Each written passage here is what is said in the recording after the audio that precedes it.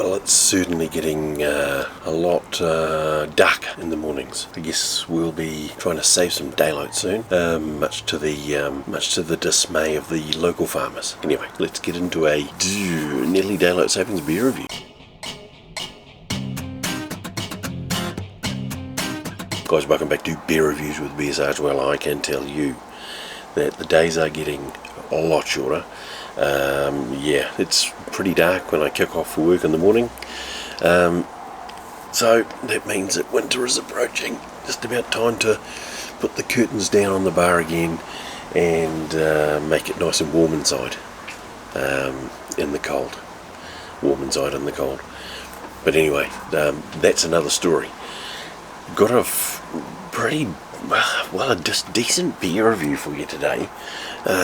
Something that I found it was Pack and Save. I must admit, I do a lot of shopping at Pack and Save, and I did find one of these. Now, I don't know if you'll find them everywhere. Maybe you will.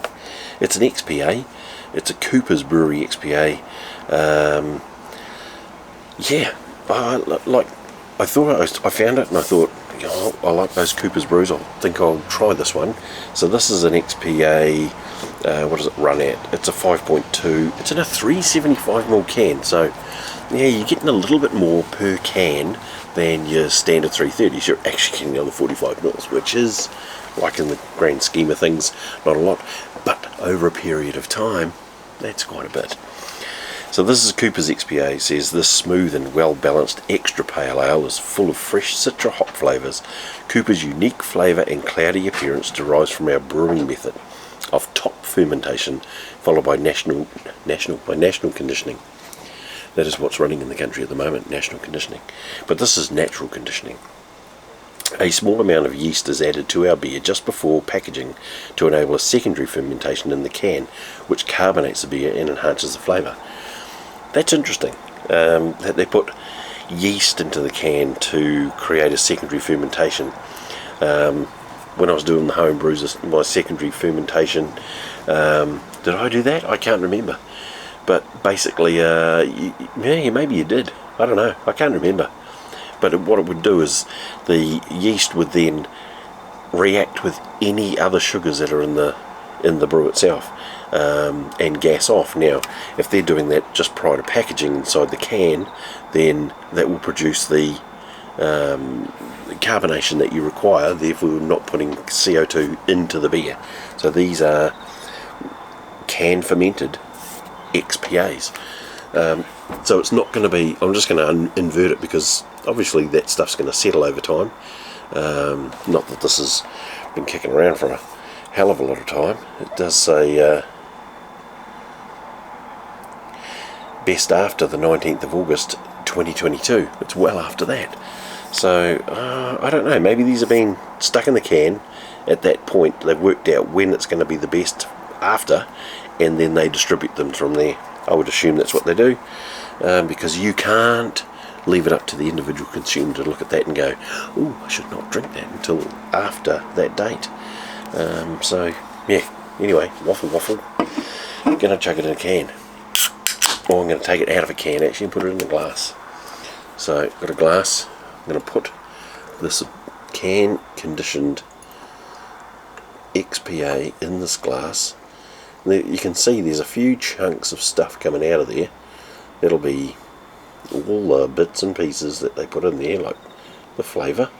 I mean, aesthetically, probably not the best aesthetically.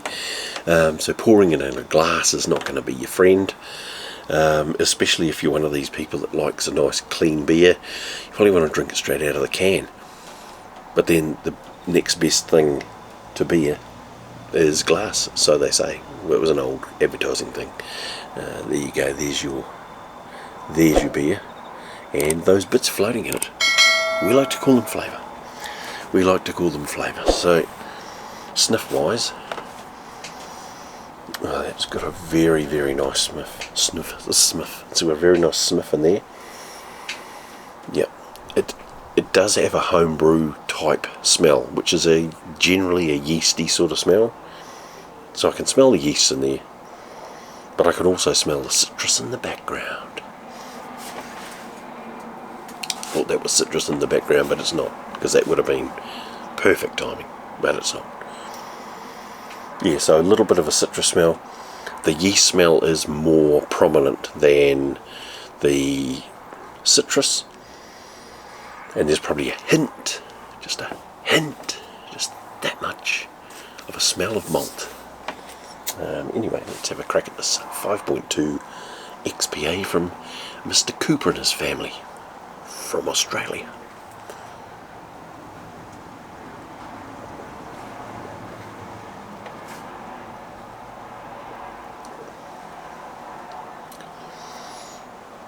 Well, as the first beer after work on a Friday night, that's pretty good. It's initially quite bitter, but that tapers off very, very slightly. The yeast aroma that you're getting off it doesn't translate into the taste at all.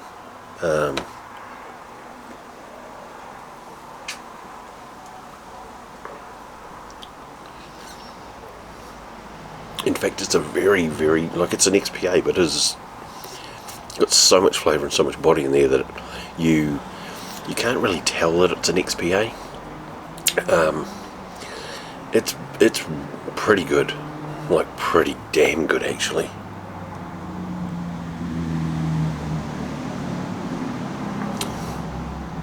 Yeah, I like that one. That's one worth trying. Now this was a 6-pack. I think I picked it up for, now I want to say 16, but I'm thinking it might have been 19 for a 6-pack. But then again, it is the bigger can, and it is, I don't know if it's a limited edition. I mean, look at the colour of it. It probably is. Yeah, there you go. See if you can find those somewhere. I think it's pretty good. You might not, but that's what this is all about. Trial and error. Trial and error. Alright, there you go. There's another beer review from the BeerSarge.